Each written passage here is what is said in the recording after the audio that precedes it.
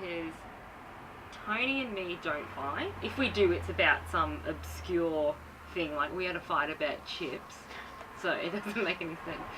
So to kind of fight with each other was really weird. It took us a while to build up to have an argument, you know, so I thought that was probably the biggest challenge of that episode, was to actually argue with one another and not start laughing. I found Ditch really interesting. From an acting perspective, it was really difficult to get into a mindset of a sort of fighty vibe, because for me, I was, I don't know, like, Christine and I don't usually fight like that. Like, that's not what we do. We don't fight like Charlie and Jude fight. So,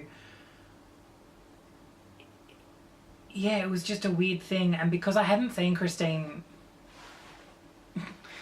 so I hadn't seen Christine for a long time. Like, because of Follies has really, like, become a huge part of our friendship, obviously. Because we were super close to start with, and now we've got this little thing we've created. So at the point of filming, I hadn't seen Christine for a while, and I'd already done quite a lot of intense filming already. So I was sort of like, oh yes, I get to do a scene with Christine! Whoa! This is going to be so fun! And then sort of got there, and Christine, being a different type of actor and being a different type of... You know, Christine and I went in with very... I guess, for lack of a better term, I know personally, I went into Follies being like, actor, I don't act, I don't know what you're talking about, I don't want to be an actor. And Christine was like, oh no, I'm really interested in acting, and then I wrote this storyline that she's just like, really? You couldn't give a girl a chance? Could I not have just been fun comic relief? And I'm like, nah girl, I'm gonna make you work.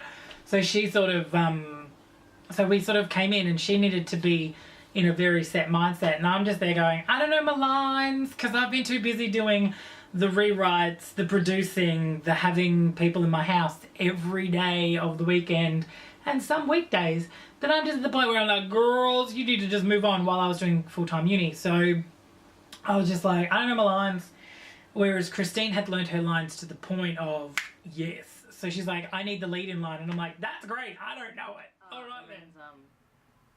I think it's when, you know, Viv starts to go, oh, I can't control things in other people's lives. You know, I can't make things better for my friends. I can't stand in the way while I can't protect my friends from bad things happening to them. Right. It's like, she's just losing control. She loves control. She doesn't have any.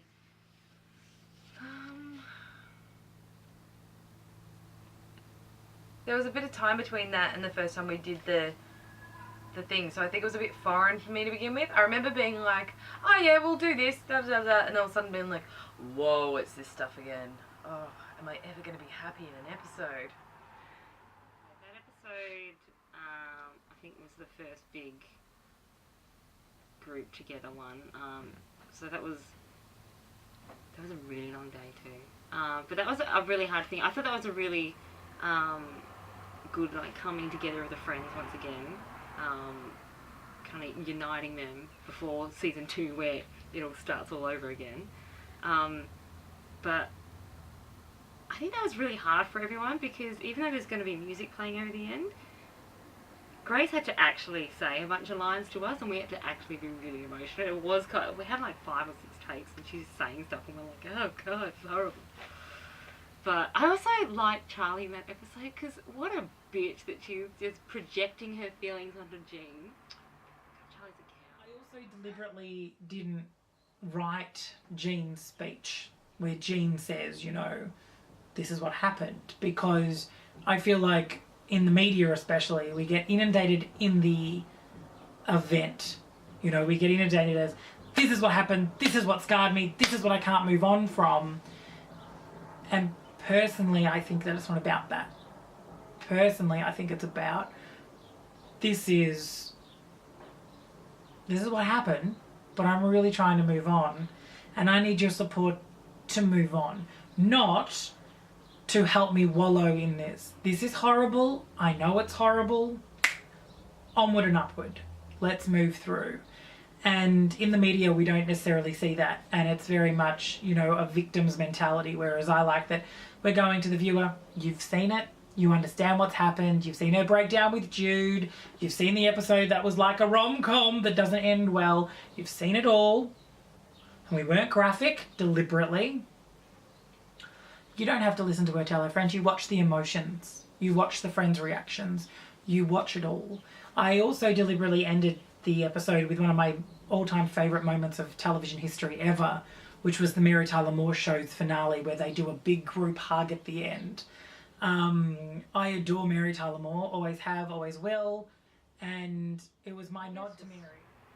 Good to making a connection again with her friend Jean after this horrible thing happens to her, and it's like, how do you skirt around the topic? But you can't. You've got to like kind of be there with your friend. But you know, what do you say? What do they want to say?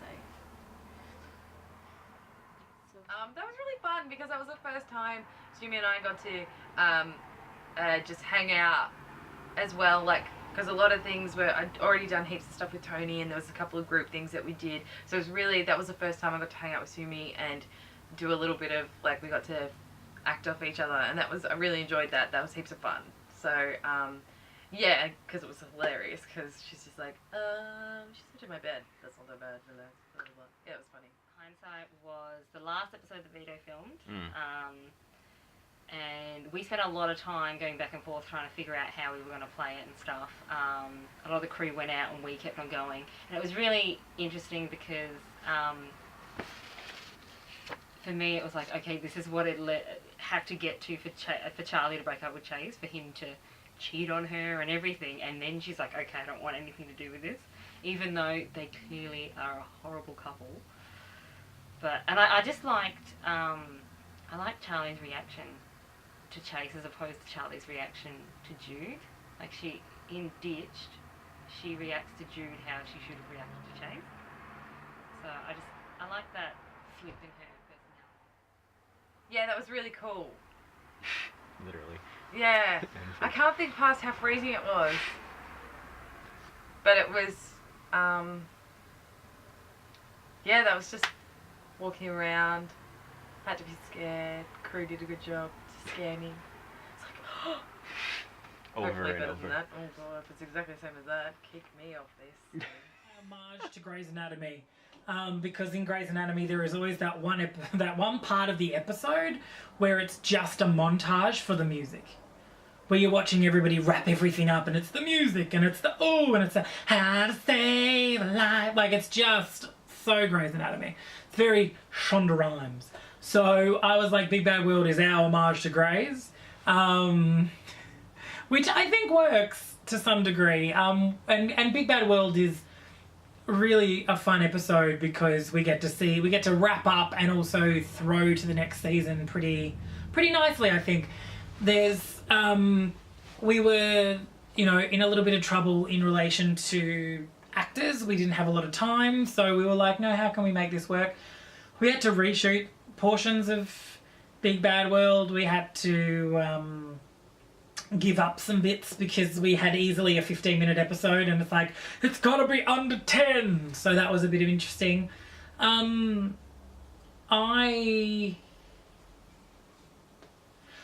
found Big Bad World really interesting from a writing perspective because I'm like, oh, I'm writing a montage. This is interesting. And deliberately wrote it in there because it would challenge me, and it did. I also found it funny because it was meant to be equal, everybody's episode equally, and then somehow I watched that episode and just go, this is Jude's episode, people. It's Jude Charlie. Like, that's how it feels to me because there's just so much going on that is related to me, or related to Jude. I adore the 90210 references. Beverly Hills 90210 is heavily referenced in this particular Brenda's episode. memories. Touching the dirty old condom was gross. Oh, it was horrible. Ugh. That's completely ridiculous. Who leaves a dirty old condom in a bag? Brenda, clearly. Keepsake. Big Bad World was interesting because we obviously all filmed that over several days. One of the last things I filmed was Big Bad World, the last part of Big Bad World, where she gets the letter through the door.